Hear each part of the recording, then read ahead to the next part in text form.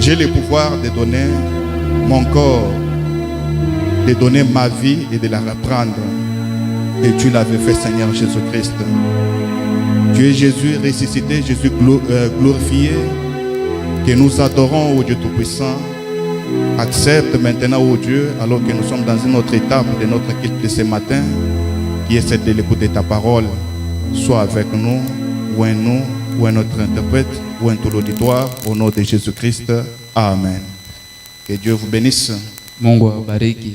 Alors notre enseignement était resté en cours. Mafundisho yetu ilibakilia munjia. Sur il a ôté 3 fois son masque. Kwa ile akaondoa mara 3 pazia yake. Alors cet enseignement était tiré d'une déclaration de Frère Branham faite dans les sons confis. Hii mafundisho ilitoka matamshi ya ndugu Branham iliyotoka katika sauti iliyovurugika. Et je crois qu'au fur et à mesure que nous allons avancer, je vais vous lire cela. Naamini polepole vile tunasonga mbele ndawasomea hayo. Alors aujourd'hui nous allons voir la deuxième partie du point corps Jésus. Na leo utaona kipande ya pili ya ile nukta mwili Yesu. Parce que la première partie a été donnée avant mon voyage. Kwa juu kipande ya kwanza ilipaniwa mbele ya safari yangu. Dieu a ôté 3 fois son masque. Mungu kaondoa mara 3 pazia yake. Et nous avons consulté le dictionnaire Tukaangalia dictionary pour savoir ce que c'est un masque. kwa kujua pazia ni nini. Alors, selon le dictionnaire, un masque, Fuatana na dictionary pazia, c'est un faux visage de carton ou d'autres matières dont on se couvre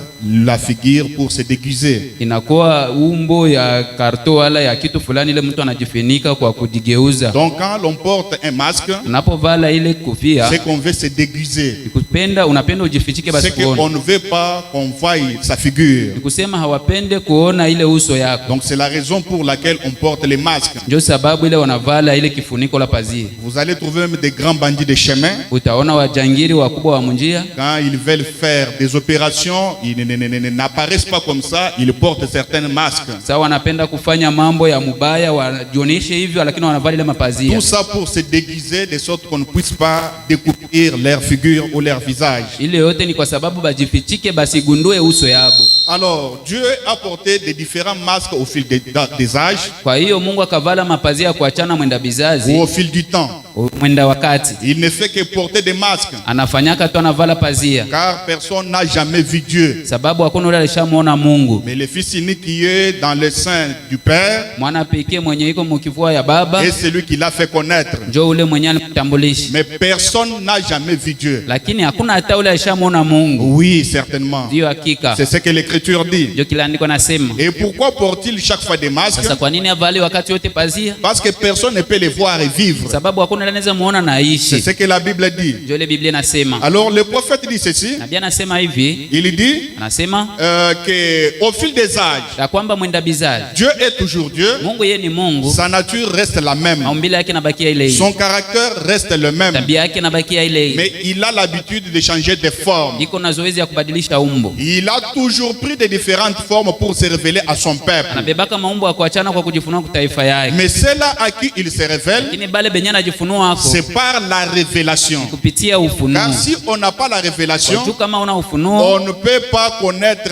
Dieu quand il se révèle sous une autre forme. hawezi mtambua Mungu sababu anajifunua maumbo ya kuachana. Et quand il prend de différentes formes, Wakati anabeba maumbo ya kuachana, ceux-là qui n'ont pas la révélation, bale abana ufunuo ils peuvent les rejeter. wanaweza kumtupilia. Et pourtant, c'est Dieu qui est venu se révéler Japokuwa ni Mungu alikia jifunua sous forme humaine, amu ou peut-être sous une autre forme, ou sous la forme d'un vent. wala muumbo ingine wala ile ya upepo. Alors, écoutez, le prophète dit, Sikiliza nabii anasema, et aussi la Bible, Abraham le vit sous la forme d'un homme. pia na Biblia inasema Ibrahimu akamwona muumbo ya mtu. Pendant qu'il était assis à l'entrée de sa tente.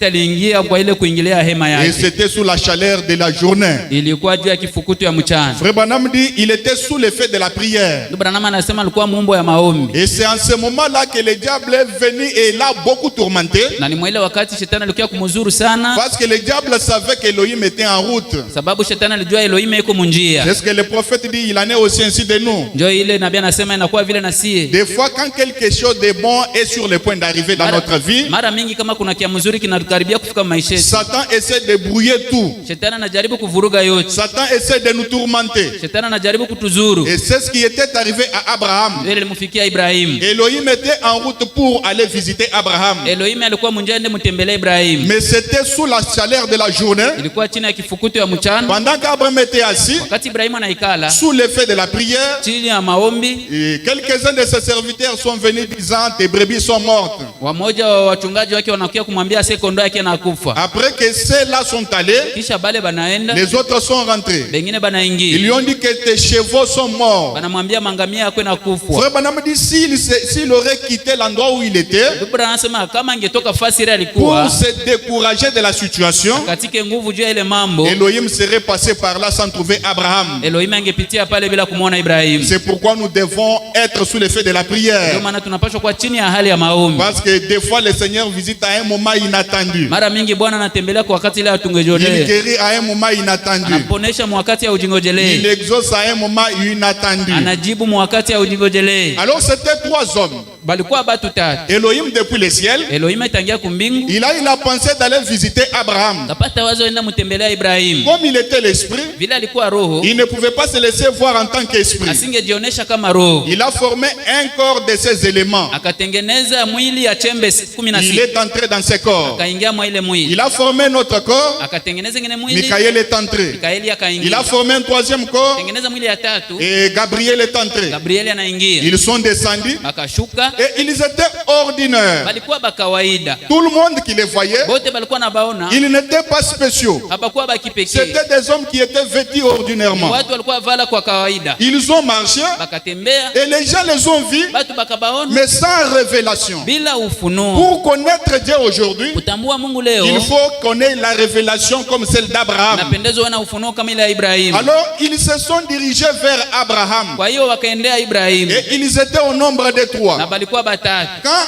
Abraham les vit, Wakati Ibrahimu aliwaona, il a dit mon Seigneur. akasema bwana wangu. Et pourtant, ils étaient au nombre de trois. Jakuwa walikuwa watatu, Mais Abraham appelait mon Seigneur. lakini Ibrahimu akaita bwana wangu. Celui qui était au milieu. Ndio ule mwalikuwa katikati, Et Elohim a mangé, na Elohim akakula, Elohim a bu. Elohim akakunywa. Et il a commencé à dévoiler son secret à Abraham. Akaanza vundua siri yake kwa Ibrahimu. Il a même demandé où serait Sarah. Akamuuliza hata Sara angekuwa wapi. Et Abraham lui a dit Sarah est derrière la tente. Ibrahimu akamwambia Sara iko nyuma ya hema. Et Elohim a fait une bonne promesse à Abraham Elohim akamfanyia Ibrahimu malako ya mzuri d'un fils promis. ya mwana wa ahadi. Abraham rit en elle-même. Ibrahimu Non, plutôt Sarah rit en elle-même. Sara akacheka ndani yake. Elle n'avait pas ri brillamment, Hakucheka kwa wazi wazi, mais elle avait ri en elle-même, lakini akachekelea ndani dans son cœur. roho yake. C'est ainsi qu'Elohim regarda Abraham. Ndio vile Elohim akamwangalia Ibrahimu, Il dit pourquoi Sarah a douté de moi. akamwambia kwa nini Sara ananishakia? Abraham mentit. Ibrahimu analani. Et frère Branham dit n'eût été la présence d'Abraham, Branham anasema haingekuwa uwepo ya Ibrahimu, Sarah serait tuée. Sara angeuawa. Est-ce que je peux entendre un amen? Naweza kusikia amina. Alors Elohim était venu devant Abraham Elohim akamjia Ibrahimu sous la forme d'un homme. umbo ya muntu, Et selon la promesse de Luc 17:30, kufuatana malako ya Luka la 17:13. même chose devait se répéter en ces temps de la fin. Jambo mwa ilipaswa rudilia hiyo wakati ya Nous mwisho. avons aussi reçu trois personnages. Na sisi tulipokea watu watatu. Le même Elohim qui avait visité Abraham Elohim mwamwali mtembelea Ibrahimu sous la forme d'un homme. muumbo ya mwanadamu, Et aussi na Gabriel Gabriel sous la forme d'un homme. muumbo ya mwanadamu. Billy Graham. Billy Graham. Billy Graham typifiait Gabriel. Billy Graham alikuwa anaonesha Et Gabriel. Oral Robert qui typifiait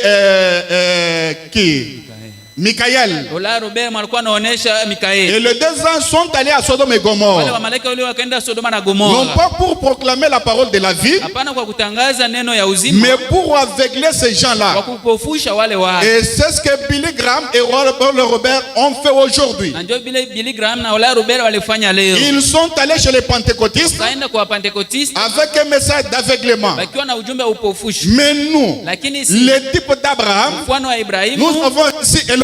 tulimpokea Elohim. Je peux lire quelque chose dans une bannière Soma kitu fulani katika ile bendera. que dit frère Branham. Ndio Branham anasema Il nini? dit que la même situation s'est répétée encore aujourd'hui. Sema jambo mwamua lirudilia leo. Dans une bannière de 1962, Hiyo bendera ya Moyota ya 62, je crois au paragraphe 94, le prophète dit ceci. kurasa yake ya 94 nabii anasema hivi. Écoutez ce qu'il dit. Sikiliza kile anasema. Il dit ceci. Anasema hivi, Maintenant, na sasa dans l'assistance, tout le monde, il ne termine pas. mkutaniko watu wote hamalizie. Je sais qu'on n'a pas distribué assez de cartes de prière là. Najua habakugabula ile makarti ya maombi muhimu. J'aimerais que vous incliniez la tête juste un instant. Nilipendelea muinamishe bichwa dakika kidogo. Et j'aimerais que vous posiez, j'aimerais vous poser une question. Nilipendelea kuwauliza hii swali. Il y a 2000 ans, Kuna miaka 2000. il y eut un homme, Kulikuwa mtu mmoja. 4000 ans, Kuna miaka environ 2500 ans. karibuni 1250. Il y eut un Dieu. Kulikuwaka Mungu mmoja. Dieu s'est incarné dans un homme. Mungu akajizamisha ndani ya muntu. Écoutez bien le terme. Fuata mzuri matano. Dieu s'est incarné dans un homme. Mungu akajizamisha ndani ya muntu. J'ai lu Frère Branham. Msoma ndo Branham. Il s'est assis à côté du chef d'Abraham. Anaikala pembeni ya ile kichwa Ibrahim. Il a tourné le dos au mur, Anamgeuzia kibumbashi ou plutôt à la tente. wala ile hema. Et il a révélé à Sarah son problème. Na akafunulia Sara mambo yake. Jésus a dit que ce qui arriva en ce jour-là, Yesu akasema ile ilifika ile wakati. qu'est-ce qui arriva en ce jour-là? Nini ilifika kama ile wakati? Dieu s'était incarné dans un homme. Mungu alijizamisha C'est ce que nous venons de lire. Ndio ile tunatoka kusoma. Dieu s'était incarné dans un homme. Mungu alijizamisha ndani ya C'est mtu. ce qui arriva en ce temps-là. Ndio kile kilifika mwele wakati. Maintenant, le prophète dit, Sasa nabii anasema Jésus a dit que ce qui arriva en ce jour-là Yesu akasema kile kilifika mwele wakati arrivera de même à la venue du Fils de l'homme. tafika vile vile kwa ujio wa mwana wa mtu. Est-ce que vous le croyez? Je mnaiamini? Et Jésus était la bannière de Dieu. Na Yesu alikuwa ile bendera ya Mungu. Des points. Les œuvres que j'ai fait, vous les ferez aussi. Nukta mbili, makazi nafanya na mwema Nous voyons mtazifanya. cela, c'est vrai. Tunaona ile ni Sans kweli. aucun doute. Bila shaka. Et aujourd'hui, Na leo Dieu n'a pas pris une forme d'un vent. Mungu ashikubeba umbo ya upepo. Dieu n'est pas venu sous une forme d'une tempête. Mungu ashikia umbo ya ile zoruba. Mais il a pris une forme humaine. Akabeba umbo ya binadamu. Alors, le prophète dit, Nabii anasema il n'a fait que changer de masque. yeye alibadilisha tu ile mapazia. Autrement dit, c'est comme à une pièce de théâtre.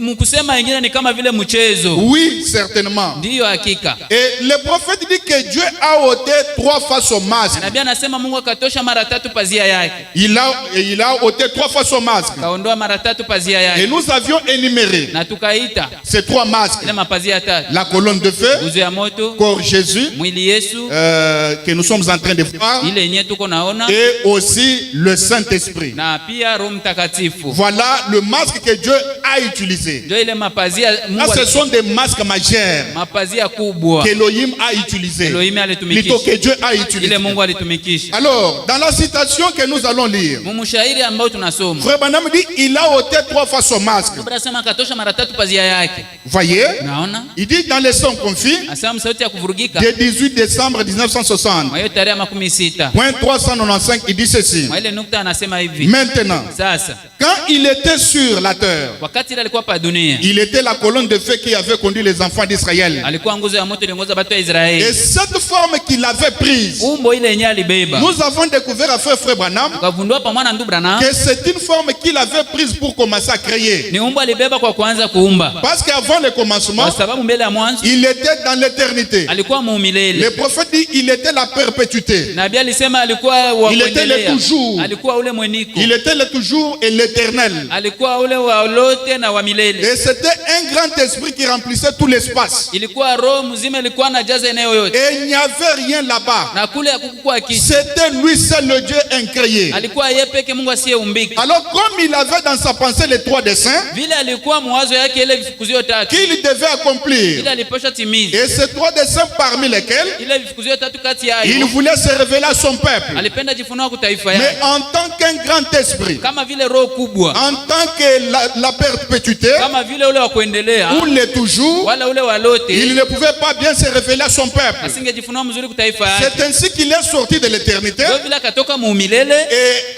a pris un corps. akavala mwili. Ce corps que les théologiens appellent le logos, Ile mwili wana teolojia wanaita logos. corps parole, Mwili neno. corps théophanique, Mwili la teofania. lumière sacrée. Nuru Et takatifu. le prophète l'appelle la colonne de feu. Nabii anaita nguzo ya moto. Alors il était le Fils de Dieu. alikuwa mwana wa Mungu. C'est là qu'il a commencé à créer les créatures. Ndio pale akaanza umba viumbe. Dans ce corps, Mwa ile mwili. appelé colonne de feu, Ikaitwa nguzo ya moto. il a commencé à créer. Akaanza umba. C'était pour que son peuple le connaisse. Ilikuwa ni juu taifa imjue. Parce qu'en tant qu'un grand esprit, Kama vile roho mkubwa on ne pouvait pas le connaître aunge mtambua dans cet état-là. mwa ile hali. Alors voilà le premier masque qu'il a pris. Ona umbo ya kwanza alibeba. Mais quand j'étais en train de méditer, Wakati nilikuwa natafakari, j'ai compris que le prophète a dit il a ôté 3 fois. nikaelewa nabii anasema aliondoa mara 3. Le prophète n'a pas dit il a utilisé 3 masques. Nabii hakusema alitumikisha mara 3. Mais il a dit il a utilisé 3 fois son masque son. Vous Alisema comprenez que c'est au singulier. ni kwa Il n'a pas umoja. dit il a ôté 3 fois ses masques. Non. Haisemekana alitosha mara 3 ile maski yake hapa. C'est là où j'ai compris que ces masques ici Ndio pale nilelewa hii pazia. ne faisaient que changer. Mais c'est le même masque mais qui change aussi. Ndio pale nilelewa ni pazia mwamwa lakini kuna badilika. De la colonne de feu Toka nguzo ya moto au corps Jésus. inaenda mwili Yesu. Est-ce que je peux entendre un amen? Naweza sikia amina. Comme écriture de base. Kama andiko ya msingi. Le prophète a dit Jésus était la colonne de feu faite chair. Nabii Donc anasema c'est le même masque mais qui a changé aussi. Yesu alikuwa nguzo ya moto lakini ilifanywa mwili ni mbo mwamwa lakini De badilika. la colonne de feu au corps Jésus. Kutoka nguzo ya moto inaenda mwili Ça Yesu. c'est le masque mais qui a changé au corps Jésus. Hii ni pazia lakini kabadilika kwa mwili Yesu. Du corps Jésus au Saint-Esprit. Kutoka mwili Yesu inaendea Roho Mtakatifu. Vous allez trouver que frère Branham appelle le Saint-Esprit Jésus-Christ. Mnaelewa ndugu Branham anaita Roho Mtakatifu Yesu Kristo. Est-ce que vous comprenez? Je mnaelewa. Donc c'est un seul masque qu'il a utilisé mais 3 fois. Ni pazia moja alitumikisha lakini mara 3. Donc autant l'idée selon laquelle Tutoshe wazo ambayo que c'était 3 masques. asema ilikuwa pazia 3. Non, non, quand j'ai bien médité, Nipo tafakari mzuri. il a dit il a ôté 3 fois son masque, pas ses masques. Inasemekana katoa mara 3 pazia yake ile pazia pana La colonne de feu qui était devenue Jésus. nguzo ya moto yenyewe iligeuka Yesu. Jésus qui est devenu Saint-Esprit Yesu aujourd'hui. mwaligeuka Roho Mtakatifu leo. Est-ce que je peux entendre un amen? Amen. Oui, évoluons. Tuendelee. Il faut sonder la parole. Ni mzuri kuchunguza neno. Alors il a ôté 3 fois son masque. Kwa ile akaondoa mara 3 pazia Le yake. prophète dit. Nabii anasema Et maintenant, na sasa quand il était sur la terre, alipokuwa pa dunia il était la colonne de feu alikuwa nguzo ya moto qui avait conduit les enfants d'Israël. yenye iliongoza batoto ya Israeli. Est-ce vrai? Je ni kweli? Ensuite, il a été fait chair. Kisha ikafanyiwa mwili. La même colonne de feu Nguzo ya moto a mwamoja été faite chair. ikafanyiwa mwili. Est-ce que vous comprenez? Je mnaelewa? Le même masque Pazia mwamoja que Dieu avait utilisé dès le commencement yenye Mungu alitumikisha tangia mwanzo devint chair. nageuka mwili. Même le corps Jésus, Hata mwili Yesu c'est un masque de ni Dieu. pazia ya Mungu. Est-ce que vous comprenez cela? Amen. Oui, c'est un masque. Ndiyo ni Je pazia. vais vous lire les Écritures. Tawasomea maandiko. Le prophète dit. Nabii anasema Ensuite, il a été fait chair kisha ikafanyiwa mwili dans le Fils de Dieu, ndani ya mwana wa Mungu afin de goûter la mort pour la race humaine entière. makusudi onje kifo juu ya ukoo wa wanadamu yote. Et quand il a utilisé 3 fois ces masques, Alipotumikisha mara 3 pazia yake c'était dans des objectifs différents. ilikuwa mumifukuzio ya kuachana. La colonne de feu, Nguzo ya moto c'était pour créer. kwa kuumba, Corps Jésus, mwili Yesu c'était pour racheter. kwa kukomboa, Saint-Esprit, Roho Mtakatifu c'était pour entrer dans son kwa épouse. kuingia mubibi harusi yake. Donc il avait des différents objectifs Kusema alikuwa vikuzio ya kuachana en utilisant ce même masque, mais utilisé 3 fois. kwa kutumikisha ile pazia mwamwa, lakini mumara 3. Est-ce que je peux continuer avec la lecture? Naweza endelea na Le usomi. prophète dit, croyez-vous cela? Nabii anasema mnaamini ile? Oui, moi aussi je le crois. Ndio naiamini Il dit, kabisa. eh bien, Na mzuri. qu'est-il aujourd'hui? Yeye iko nini leo? Le même Jésus, Ule Yesu. le même quoi? Nini ule? Hier dans la dispensation de Père, Jana mkugawanyika ya baba. le même dans la dispensation des fils. Ule mkugawanyika wa mwana. Et vous allez dire, mais il a dit Jésus.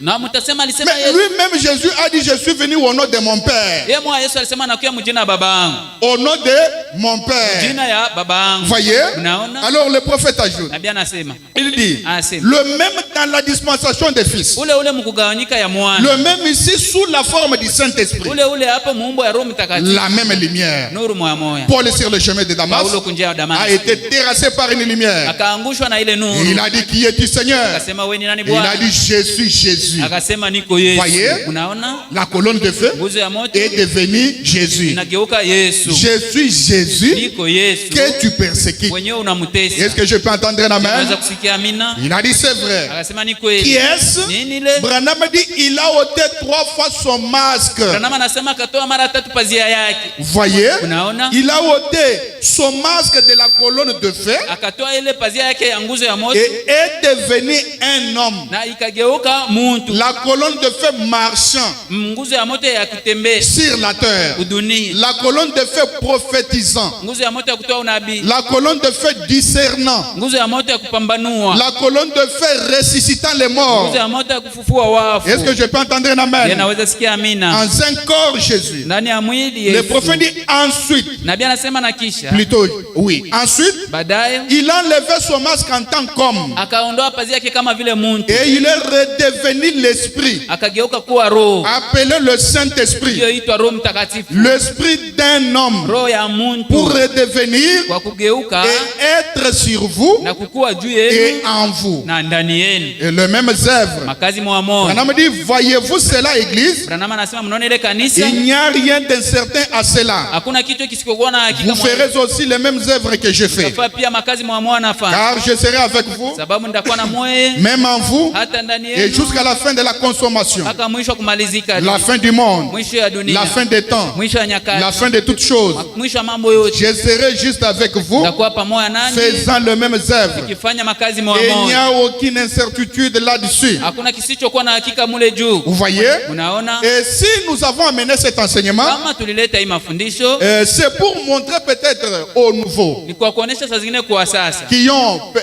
ont cru ce message wale wenyewe waliamini ujumbe qu'il n'y a pas trois dieux. hakuna ba Mungu tatu, Il n'y a qu'un seul Dieu. kwamba kuko tu Mungu Quand mmoja. vous allez trouver quelque part, Ndio utakutana nafasi moja. le prophète dit Jésus était 100% Dieu, était 100% homme. Nabii anasema Mungu alikuwa 100% mtu, 100% Mungu. Et ce qui était 100% Dieu, Kile kilikuwa 100% ce Mungu n'était pas son corps, haikuwa mwili mais yake, c'était Christ qui était en lui. ilikuwa Kristo alikuwa ndani yake. Je vais vous lire l'écriture. C'est difficile, mais je vais vous lire l'écriture. Vigumu lakini nawasomea Et andiko. ce qui était 100% homme, Kile kilikuwa 100% Mungu c'était le corps Jésus. ilikuwa ni hii mwili Yesu. C'était 100% homme. Ilikuwa 100% mtu. Il pouvait dormir, Ingelala étant fatigué. akichoka. On pouvait le réveiller. Angemlamusha. Il pouvait pleurer devant la tombe de Lazare. Angelia mbele ya kaburi ya Là, ce Lazaro. n'était pas Christ qui Pale pleurait. hakukuwa Kristo Ce alikuwa alia. n'était pas Dieu qui pleurait. Haikuwa Mungu alikuwa alia. C'était le corps Jésus qui Ilikuwa ni pleurait. mwili Yesu ilikuwa analia. Il pouvait maudire l'arbre Angilaani muti à cause de la faim. kwa sababu ya njaa. Là, ce n'était pas Christ Elohim. Pale haikuwa Kristo Elohim. Là, c'était le corps Jésus Ilikuwa ni mwili Yesu qui avait eu faim. yenye nayo ilipata njala. Est-ce que je peux entendre un amen? Je naweza sikia amina.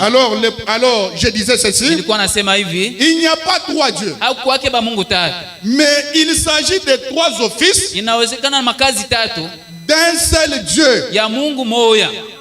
Et ces trois offices, Na ile makazi tatu, il y a le premier office, muko ile kazi ya kwanza, la paternité. ile ubaba. Là, nous voyons la colonne de feu. Pale tunaona ile nguzo ya moto. Dieu le Père, Mungu Baba, la paternité. ile ubaba. La colonne de feu pour créer Nguzo ya moto kwa kuumba et se révéler à son peuple. na kujifunua kwa taifa yake. Et cette paternité, Ile ubaba le prophète l'a définie comme un attribut de Dieu. nabii anaifasiria kama ile kipande la kitajiko ya Mungu. Et c'est la même définition que la colonne de feu. Ni mafasirio mwa mwana nguzo ya moto. Parce que la colonne de feu, Juu nguzo ya moto c'est l'attribut de la plénitude, inakuwa kipande ya de utele la divinité. ya umungu, Et la paternité, na ubaba c'est un attribut de Dieu. inakuwa kitajiko ya Donc Mungu. quand nous parlons de la paternité, Tunaposemezea ubaba, là nous voyons la première forme, tunaona ile umbo ya kwanza, la colonne de feu. nguzo ya moto. Voyez? Unaona? Et le deuxième office, Na kazi ya pili la filiation. ni ile kuwekwa. Là nous voyons Jésus. Pale tunaona Yesu. La colonne de feu faite chair. Nguzo ya moto inafanywa mwili. Emmanuel, Emanueli. Dieu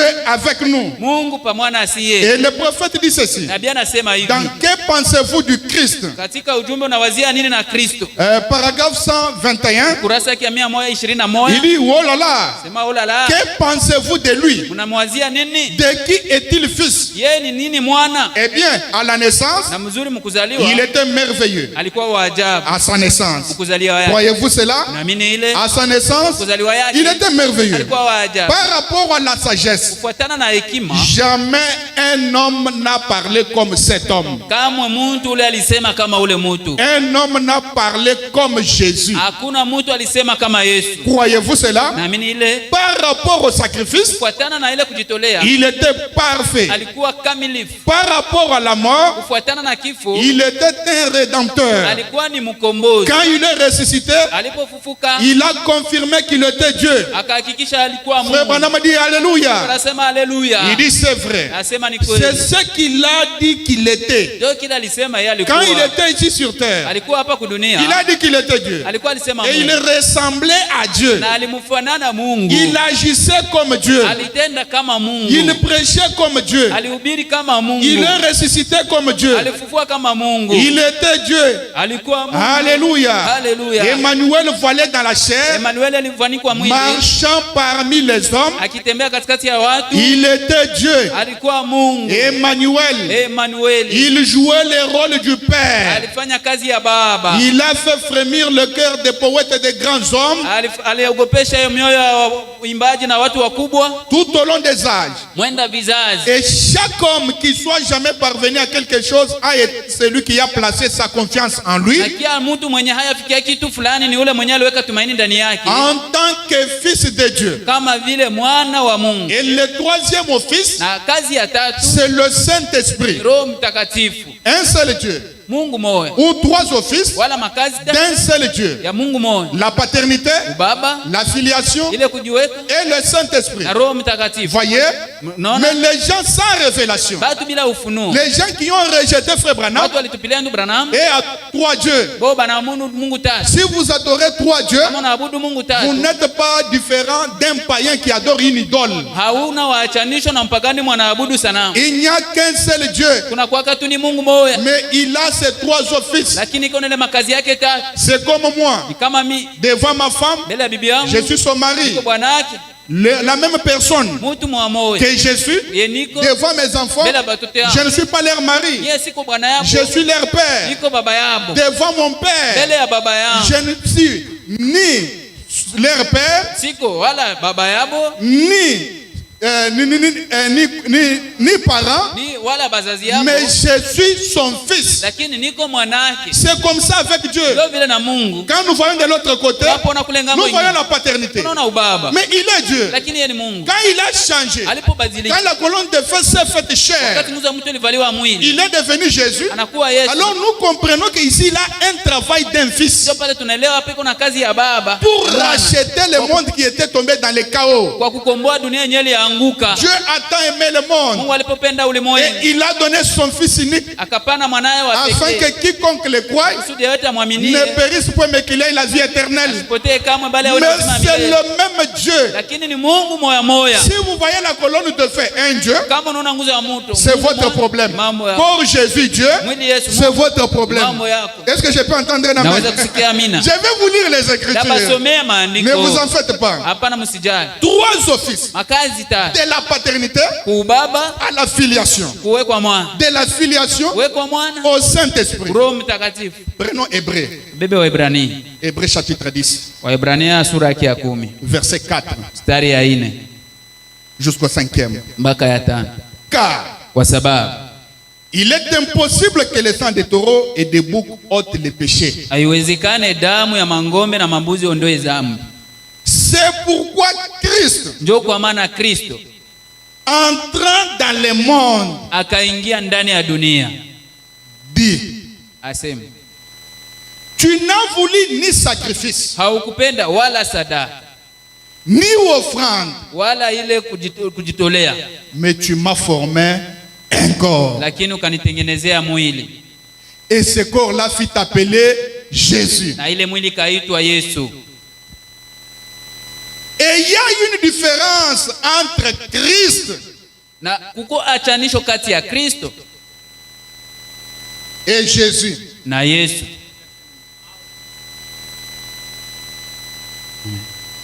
Il y a une différence entre Christ Kuko achanisho kati ya Kristo et Jésus. na Yesu. Vous allez dire, vous minimisez Jésus. Nasema unamshusha Yesu.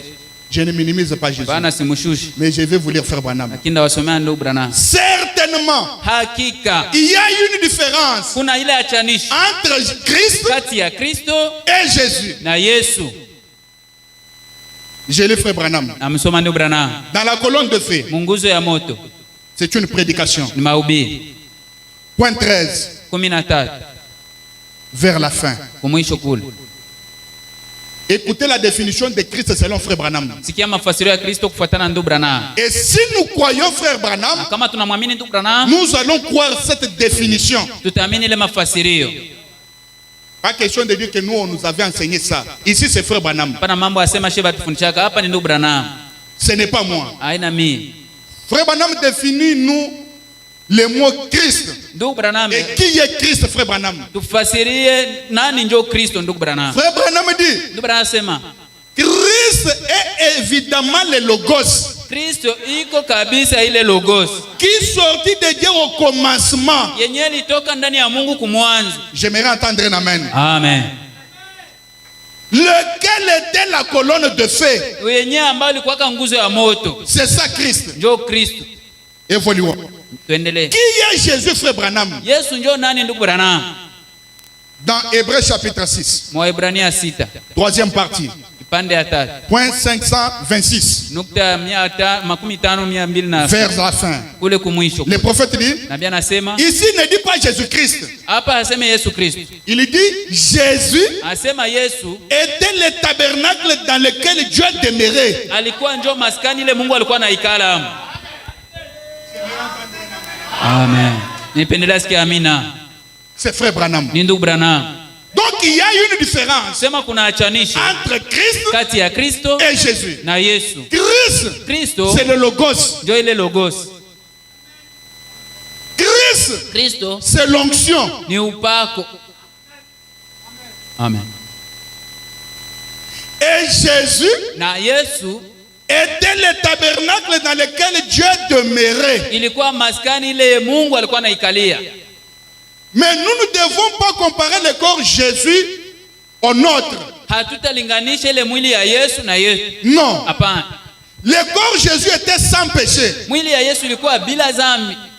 Tandis que nos corps à nous, ijapokuwa mili yetu sie, ce sont des corps ni njo mili de pécheurs. ya watenda dhambi. On ne doit même pas comparer le corps Jésus avec le corps Branham. Hatuwezi linganisha hata mwili ya Yesu na mwili ya Branham. Le corps Branham mwili ya Branham est ici de l'union d'un homme et d'une femme. Inatoka hapa ya kuungana mwanaume na mwanamke. Tandis que le corps Jésus, japokuwa mwili ya Yesu, ça c'est Dieu lui-même qui s'est formé ce corps-là. Ni Mungu mwenyewe alijitengenezea ile mwili. Mais dans un but, lakini mkifukuzia pour racheter son peuple. Kwa kukomboa taifa yake. Est-ce que je peux entendre un amen? Amen. Mais Jésus lakini Yesu était le tabernacle dans lequel Dieu demeurait. Alikuwa maskani ile Mungu alikuwa anaikala. Comme il a demeuré en Branham aujourd'hui, c'est de la même manière qu'il avait demeuré en Jésus. Mais à l'exception du corps physique. Mais le reste des choses sont pareilles. La plénitude, pareil. De la même manière que Elohim s'était incarné. De la même manière que Christ s'était incarné. C'est de la même manière que Christ s'est incarné en Branham. Voyez, Jésus était le tabernacle dans lequel Dieu demeurait. Tandis que Christ, c'est le logos. Et quand on parle de Jésus, on voit son corps. Quand nous parlons du Seigneur Jésus-Christ, nous voyons ce Christ-là qui était en lui. C'est le même hier, là, aujourd'hui, éternellement. Que Dieu vous bénisse. Jésus-Christ est le même hier, aujourd'hui, éternellement. Je ne vois pas le corps. Moi, je vois ce qui était en lui. Voyez, c'est un nom composé. Non, un nom composé. Hein? Amen. Non, non. Amen. Un nom composé. On a composé les noms. Amen. Jésus c'est un nom. Christ c'est un nom. Un nom composé. Jésus-Christ est le même hier, aujourd'hui et éternellement, Yesu Kristo ule jana leo na hata milele, c'est Elohim là. ndio ile Elohim. Évoluons. Tuendelee. Quand on parle de Jésus, Wanaposema Yesu, nous voyons le corps de Marie. tunaona ile mwili ya Maria. Et c'est comme quand on parle de Rafiki.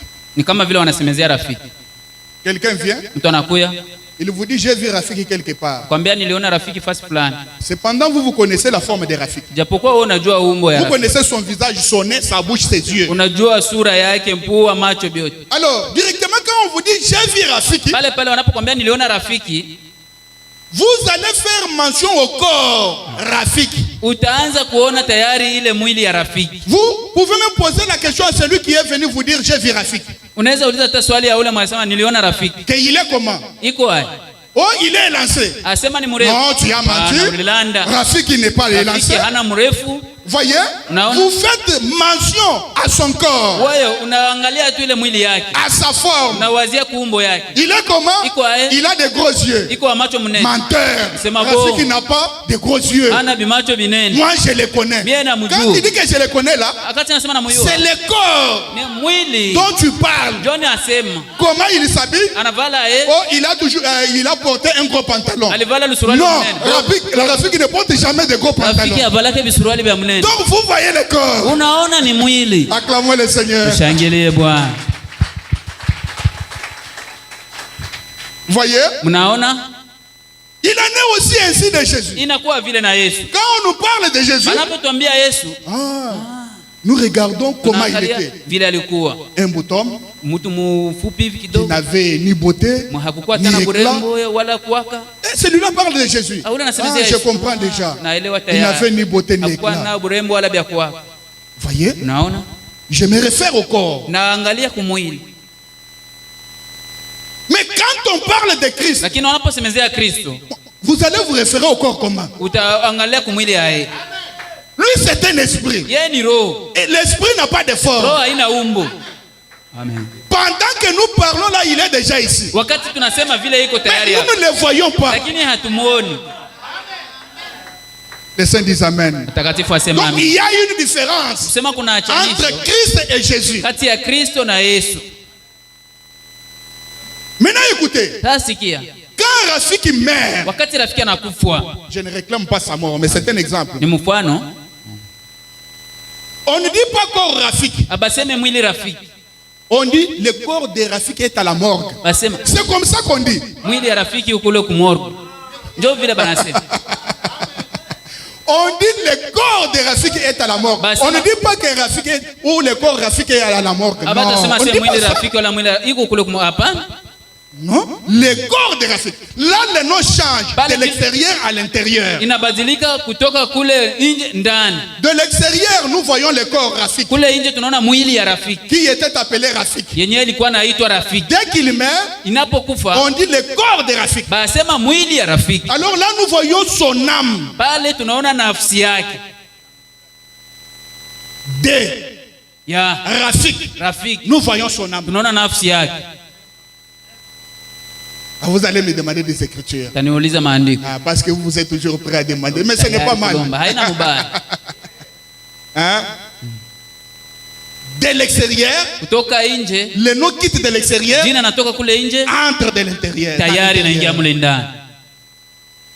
Quand Hope est mort, Wakati Hopa alikufa, Frère Branham ndugu Branham est allé au-delà akaenda nje du rideau de temps. ya pazia, Il a vu Hope. akamwona Hopa. Or, le corps Hope était quelque part Japokuwa mwili ya Hopa ilikuwa avec tous ses os. na mifupa yake yote, Mais il a dit, j'ai vu Hope au-delà. lakini akasema niliona Hopa kule nje nyuma ya pazia. Sa théophanie, Teofania yake, son intérieur, ile ya son ndani, âme. nafsi yake.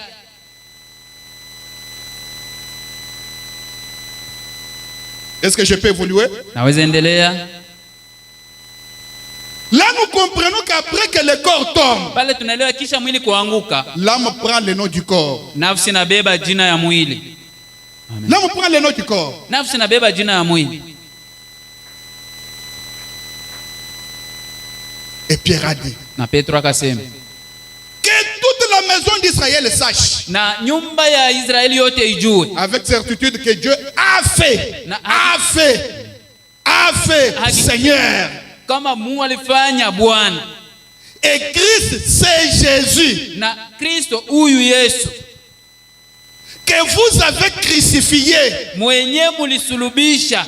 Là nous sommes dans Actes chapitre 2. Matendo ya Mitume sura 2. J'aimerais que nous sondions un peu cette écriture. Pendelea tuchunguze kidogo hii andiko. Ici c'est Pierre parlant aux païens. Hapa ni Petro akisema aux Juifs plutôt. Na Wayahudi qui n'avaient pas encore cru en Jésus. wenye balikuwa habayaamini ndani ya Yesu. Il leur dit Anabaambia que toute la maison d'Israël na nyumba yote ya Israeli sache donc avec certitude ijue basi kwa hakikisho yote que Dieu a fait Seigneur et Christ c'est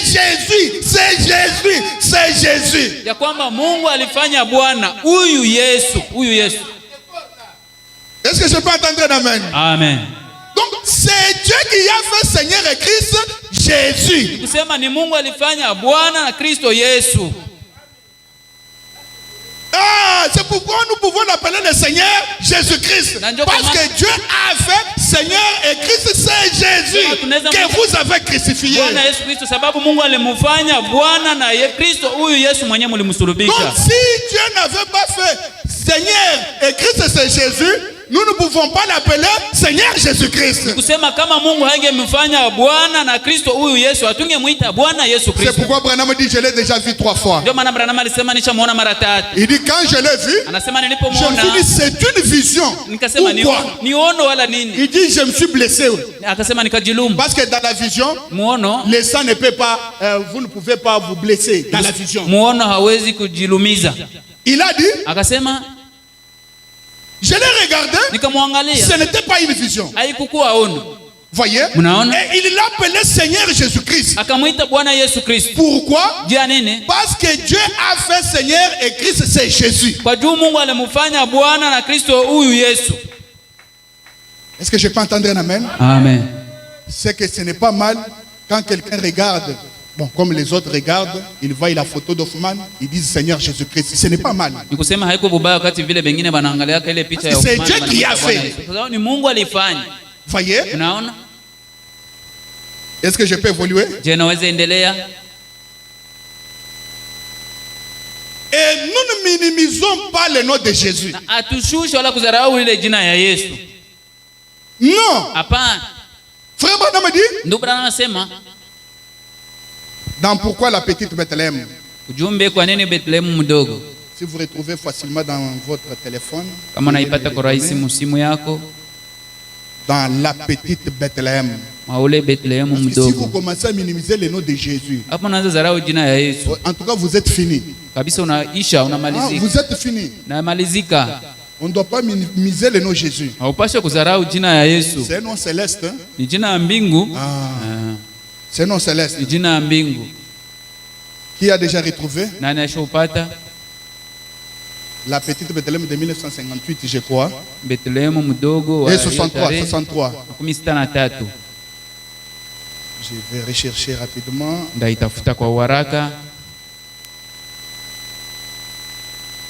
La petite Bethléem. Personne n'a trouvé. Personne n'a trouvé. Donnez-moi. Paragraphe 127. Le prophète parle du nom de Jésus. 7.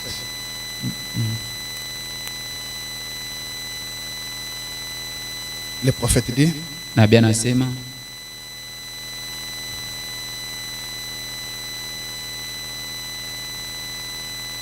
je voulais dire ceci. Nous ne minimisons pas le nom de Jésus. Mais seulement nous n'adorons pas corps Jésus. C'est ce que je voulais dire. On ne minimise pas le corps Jésus. Et nous n'adorons pas corps Jésus. J'ai le frère Branham. 127. Il dit je n'adore pas un juif. J'adore Dieu quand j'adore Jésus-Christ. Je n'adore pas une fiction ou une certaine chose historique. Siabudu jambo ya kuwazia wala jambo tu ya hadithi. J'adore Jésus-Christ. Naabudu Yesu Kristo. La présence de Jésus-Christ maintenant même. Uwepo ya Yesu Kristo sasa hivi. Maintenant même. Sasa hivi. Le prophète dit. C'est-à-dire sa parole qui est manifestée dans cet âge. Neno yake yenyewe nazihirika mwa hiki kizazi. Et quand on parle de la parole manifestée, wakati wanasema neno lizihirika, Frère Branham dit c'est Dieu. Ndugu Branham anasema ni Mungu. Il dit c'est Jésus-Christ. Anasema ni Yesu Kristo. La parole manifestée. Neno lizihirika. Et les saints disent Amen. On n'adore pas encore Jésus. Si on adore encore Jésus, on est en dehors de l'adoration. Mais nous devons adorer comme frère Branham. La parole manifestée dans cet âge. C'est ce que nous adorons. Quand nous adorons, nous ne pensons même pas encore Jésus de Marie. Non. Ou soit vous vous tenez devant ces crucifixes. Dans votre pensée, quand vous priez là, vous voyez ces crucifixes. Vous êtes ici, vous adorez. Vous êtes un idolâtre. Oui, certainement. Vous êtes un idolâtre. Nous, on adore la parole manifestée dans cet âge. Assis où? Au temps présent. Que Dieu vous bénisse. Oui, parce que, comme je l'ai dit, il y a des nouveaux. Ils viennent de croire. Il faut qu'ils sachent qu'ils adorent qui. J'ai vu le corps de Jésus, je l'ai adoré. Non, tu es en dehors de la parole. Comment tu l'as adoré? C'est un corps, c'est un voile. C'est un voile. C'est un masque. Oh, j'ai vu la colonne de feu, je l'ai adoré. On n'adore même pas encore la colonne de feu. C'est un voile. Tout voile ne doit pas être adoré. C'est ce que le prophète dit. On ne peut pas adorer un voile. Oh, j'ai adoré frère Branham. C'est un voile. C'est que vous êtes idolâtre. Ici, nous n'adorons pas le corps Branham. Nous n'adorons pas Branham. Mais nous adorons la parole manifestée qui était en lui. C'est cette parole que nous adorons. Jésus-Christ. Parce que dans d'autres brochures, le prophète a défini la parole manifestée comme Jésus-Christ, des fois Dieu. Voyez? Quand cet homme-là est allé parmi ces trois hommes, c'est lui qu'Abraham a adoré. Ce n'était pas son corps, mais c'était Dieu incarné qu'Abraham a adoré. Parce qu'après qu'il ait fini son travail, le corps est rentré à la poussière. Mais Elohim n'était pas rentré à la poussière. Est-ce que je peux entendre un amen? Après que Dieu a utilisé frère Branham, son corps est passé. Et commencer à adorer frère Branham, on comprend que c'est de la folie. C'est de la folie. Écoutez, quand on minimise le nom de Jésus, qu'est-ce qui arrive? Dans l'année de jubilé, oh, mon ordinateur n'a plus de charge. L'année de jubilé de 1954. Cherchez-moi rapidement. Branham dit. Et là où le nom de Jésus-Christ n'est pas respecté, les êtres humains et les femmes ne sont pas plus que les animaux. Ils ne sont pas plus que les animaux. C'est dans l'année de jubilé. C'est ce que le prophète dit. Et aujourd'hui, le diable est en train de faire, même les prédicateurs ont en train de faire disparaître le nom de Jésus. Quand on cite le nom Branham, tout le monde prend leur chaise et met en haut. Parce qu'on a cité le nom Branham. Le nom de Branham qui ne sauve pas. Le nom de Branham qui ne guérit pas. On laisse tout le monde debout. Mais quand on cite le nom de Jésus, tout le monde est calme. Branham dit, quand vous allez faire ça, unafaa Vous vile, n'êtes pas plus que des animaux. hakuna kile unashindia manyama. Frère, vous pouvez lire ici. Ndugu, unaweza kusoma Dans l'année de jubilé, mwaka wa yubile, paragraphe 54. kurasa yake ya 54. Lisez vous-même. Soma mwenyewe, Parce que les gens jouent avec le nom de Jésus. sababu watu wanacheza na jina la Yesu. Ici. Et oh, combien? Ici.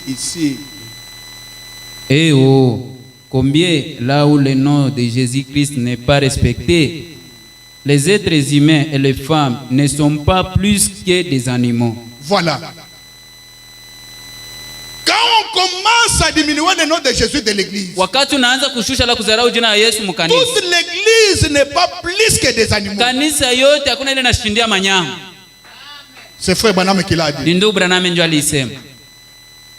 C'est un nom. Inakuwa jina avec lequel nous chassons les démons. pamoja nayo tunafukuza mapepo. C'est un nom. Inakuwa jina. Quand nous prions, nous signons avec ce nom-là. Wakati tunaomba tunaweka sahihi na ile jina. Nous signons Tunaweka sahihi au nom de Jésus-Christ. jina la Yesu Et Kristo. là, Dieu accepte. Pale Mungu anakubali. Mais quand vous priez, vous dites au nom de Branham, Wakati unaomba unasema mjina Branham, Dieu rejette. Mungu anatupilia. Et vous n'êtes pas plus que les Na animaux. hakuna kile unashindia manyama. Quand nous commençons à comparer le nom de Branham au nom de Jésus, Wakati unaanza linganisha jina Branham na jina la nous ne Yesu, sommes pas plus que les animaux. hakuzidi ya manyama. C'est ce que le prophète a dit. Ndio kile nabii alisema. Moi, mon problème, c'est le corps Jésus. Ce n'est pas le nom Jésus. Niye mambo yangu ni mwili Yesu, haiko Le jina. corps Jésus est quelque part. Mwili ya Yesu iko fasi fulani. Un jour, il viendra. Siku moja itakuya. Mais pour le moment, Kwa hii saa je n'ai pas une écriture selon laquelle je dois adorer le corps Jésus. sina andiko ambayo inafanya niabudu jina ya Frère mwili ya Branham dit, Yesu. même s'il entrait ici ce matin, Ndugu anasema angeingia hata yeye asubuhi avec des cicatrices, akiwa na et il maalama disait, oh Branham, na kusema Branham, adore-moi. uniabudu. C'est moi Jésus. Mie Yesu. Branham dit, je ne l'adorerai Branham pas. anasema Parce que je sitamwabudu. n'ai pas des écritures selon lesquelles Sababu sina andiko ambayo je dois adorer le corps Jésus. napaswa kuabudu ile Branham mwili Yesu. dit, n'importe quel hypocrite Branham anasema izuru kila peut faire des mnafiki cicatrices. Vous anaweza avez tia suivi malama ya biloni. des années passées, il y a eu un Jésus au Kenya. Mtaelewa mwaka iliyopita kulikuwa Yesu mwa kule Kenya. Un monsieur s'est levé là, il a porté une robe blanche. Il a converti beaucoup de gens disant que c'est lui Jésus. Bwana mwana asimama pale na vala kanzu ya mopi na akageuza watu ya mingi asema njoo Yesu. Vous voyez? Unaona? N'importe quel hypocrite Aizuru kila mnafiki peut se blesser anaweza et jiumiza dire adore-moi. mniabudu. C'est pourquoi Martin du 3e âge, Ndio maana Marteo wa kizazi ya tatu quand il a vu l'ange là, alipoona ule Des lumières. malaika ule wa nuru avec une couronne, akiwa na taji, il a dit Martin, asema Martin, me voici, mie huyu adore-moi. niabudu. Frère Branham dit, Ndio anasema Martin l'a regardé. Martin akamwangalia, Pendant qu'il le regardait, wakati kuna mwangalia les écritures ne faisaient que tournoyer dans sa tête. maandiko iko nazunguruka tu mwakili yake, Ne faisaient que tourner dans sa iko tête. tu nazunguruka mwakili yake. Mais la Martin couronne asema là, lakini ile taji ile c'est l'épouse de Jésus qui doit mettre la si couronne. ni bibi ya Mais Yesu ndio lui, il ataweka est ile déjà taji. couronné comment? Ye, tayari basha mweka taji yae. Il a dit éloigne-toi, démon. Enda mbali na mie. Peut-être si c'est toi, tu allais même témoigner. Kama ingekuwa ungeshuhudia hata. J'ai vu Jésus, je Oh, l'ai niliona adoré. Yesu, niliona ile Un ange de lumière. malaika wa nuru. C'est pourquoi il faut faire attention aux Ndio expériences. maana nafanya angalisho na mazoezi. J'ai vu seulement une lumière Niliona passer. tu nuru moya Mais si inapita. c'était une torche qu'on a seulement fait ça, Kama ni torshe tu Commence balipitisha à hivi. témoigner. Unaanza shuhudia. quelque part, Pasi moya on priait. tulikuwa Pas naomba. moi. Haiko mimi. Dans un certain tabernacle. Maskani moya. On priait. Tulikuwa naomba. C'était la nuit. Ilikuwa usiku. Et un frère avait sa torche dans sa poche. Ndio mwa alikuwa na torshe mfuko yake. Pendant qu'on priait, Wakati le wanaomba. frère est tombé. Ndio wanaanguka. Et il s'est appuyé sur les boutons de la torche. Et la lumière a jailli. Na nuru ikatoka. La lumière a Nuru jailli. inatoka. Tous les frères sont venus sur les frères. Ba ndugu yote wanamkuia yule ndugu. Au point même de les tuer. Namna Colonne de ataka feu. Oh, nguzo ya Colonne de moto. Nguzo ya feu. Colonne- moto. Et pourtant les frères avaient sa torche dans Ndugu sa alikuwa na ile poche. torshe mfuko yake. Il faut d'abord se maîtriser quand vous voyez quelque chose. Jizuize mbele kama Vous unaona vous kitu maîtrisez fulani. d'abord. Est-ce Unajizuia que kwanza. c'est Dieu ou bien c'est Satan? Huu ni Mungu wala shetani. Et le frère a failli mourir. Ndugu yule atakufa. Il s'est relevé. Et Anasimama. la torche était dans sa Torshe poche. ilikuwa mfuko yake. C'était à l'époque. Ilikuwa wakati zamani. Ah. Voyez? Mnaona? C'est pourquoi quand vous voyez une expérience, Ndio maana kama unapata il faut zoezi, faire attention. Vous risquerez d'adorer le diable fanya angalisho sans le savoir. narifia kuabudu Mais shetani. si Martin ne connaissait pas la parole, Arte hangejua neno, il allait adorer le diable alipaswa kumwabudu shetani, et il allait même témoigner. angeshuhudia hata. Mais heureusement, Kwa uheri il connaissait la parole. alijua maandiko. Est-ce que je peux entendre un amen? Je naweza sikia amina? Alors ne minimisons pas le nom de Jésus. Sema tusizarau jina la Yesu. Ne le minimisons pas. Pana kuizarau. Le nom de Jésus, Jina Yesu c'est la sommation nakuwa kuweka pamoja de tous les noms rédempteurs composés dans l'Ancien Testament. ya majina yote ya ukombozi iliyowekwa pamoja mu agano za kale.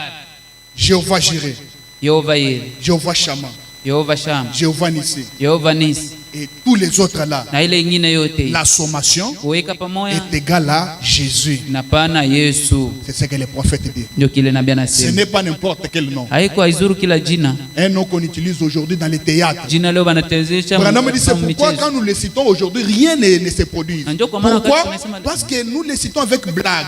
Kwa Voyez? sababu kwa sababu gani? Sababu tunaifanya na michezo. Un comédien qui est là, il utilise mal le nom de Jésus, mais toi tu es un fils de Dieu, tu es là en train de regarder, en train de rigoler. Branham refuse ça. Mchezaji mwana anatumikisha jina ya Yesu na wewe uko pale unacheka. Branham anakatala vile. Voyez? Mnaona? C'est ce qui a diminué sa puissance. Ndio vile Pourquoi? vile. Parce que nous l'utilisons mal.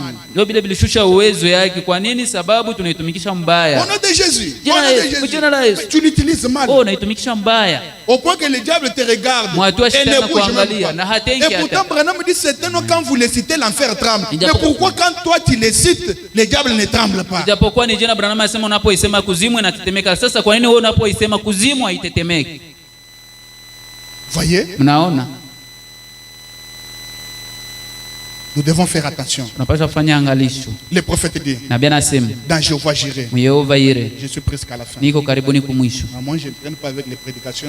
Mie sigawi yake na On m'avait mahubiri. beaucoup téléphoné, les prédicateurs exagèrent. Bali niita sana sehemu Il mhubiri était anapitisha. visiteur, il Alikuwa ni était visiteur, il faut aller les mgeni. supporter. Nipendeza mumuvumilie. Lisons presque la dernière citation. Some karibuni mshairi ya Dans mwisho. Jéhovah Jireh, Yehova Yire point 18, le prophète dit 18 nabii anasema. et que Dieu qui est au ciel bénisse ses paroles ce soir et son peuple qui est réuni alors que nous abordons la parole. Na Mungu mwako kumbingu abariki taifa yake na neno yake wakati ile tunaanza kusoma En neno. parlant de Jéhovah Jireh, Neno ya Yehova Yire eh bien, mzuri. Dieu a sept noms rédempteurs composés. Mungu iko na jina 7 za ukombozi za kuweka pamoja. Premièrement, Kia kwanza c'est Jéhovah ni Jireh. Yehova Yire. Jéhovah Jireh, Yehova Yire. l'Éternel se pourvoira d'un sacrifice. Kwa milele atajiandalia yeye pekee. Jéhovah Rapha, Yehova Rafa. l'Éternel te guérit. Kwa milele Et anakuponesha. ainsi de suite. Na kadhalika. Jéhovah Nissi, Yehova Nisi. le bouclier. Ule ngabo. Le bouclier de paix. Ngabo ya amani. Sept noms rédempteurs composés qui ont été révélés par Jéhovah. Jina 7 ya ukombozi ambayo ilifunzwa Tous na ces Yehova. noms rédempteurs composés sont mis ensemble dans un grand et beau nom qui est Jésus. Ile majina 7 yote ya ukombozi ambayo iliwekwa pamoja katika ile jina nzuri Jésus Christ. Yesu Kristo. C'est là que repose tout l'accomplissement des noms rédempteurs composés de Jéhovah. Ndio kuna pumuzikia ile utimilifu ile majina 7 yote ya ukombozi ya Dans le Yehova. Fils de Dieu manifesté, Ndani ya mwana wa Mungu aliyedhihirishwa point 231. kwa ile nukta. Le prophète dit Père, Nabii anasema Baba, Fils Mwana et Saint-Esprit. na Roho Ce Mtakatifu. n'est pas du tout le nom de Dieu. Haina kwa lote jina ya Mungu. Dieu a un seul nom Mungu iko na jina moja et son nom c'est Jésus. na jina lake ni Yesu. Voilà le nom de Dieu. Ona jina la Mungu. Le nom de Dieu, Jina la Mungu c'est Jésus. ni Yesu.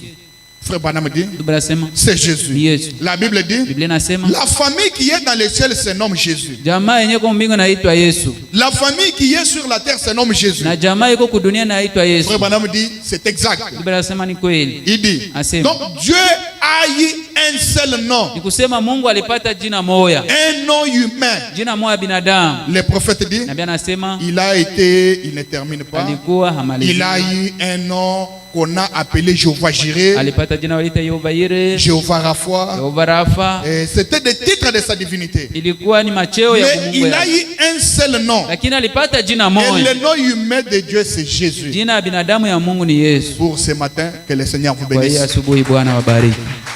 Nous pouvons nous tenir debout. Naweza kusimama bwima. Et remercier le Seigneur pour toutes ces révélations. Tunakushukuru Bwana kwa hii Ces maufunuo révélations qu'il avait données à Frère Branham. maufunuo alimpatia ndugu Branham. Car ni t'étais Frère Branham, Sababu haingekuwa ndugu nous Branham, n'aurions pas toute cette connaissance de la parole. hii ujuzi yote hatungekuwa nayo ya Pour neno. toutes ces révélations. Wala hii maufunuo Et yote. remercions le Seigneur. Tushukuru Et Bwana. chacun de nous remercie son Seigneur là Kila où il est. mmoja wetu ashukuru Bwana. Commençons à lui remercier. Tuanze kumshukuru. Et surtout qu'aujourd'hui c'est la Pâque. Zaidi leo ni Pasaka. Remercions-lui Tumshukuru pour sa résurrection fuko yake dans ton cœur, ndani ya roho yako, dans mon cœur. ndani ya roho yako. Commençons à prier. Tuanze kuomba.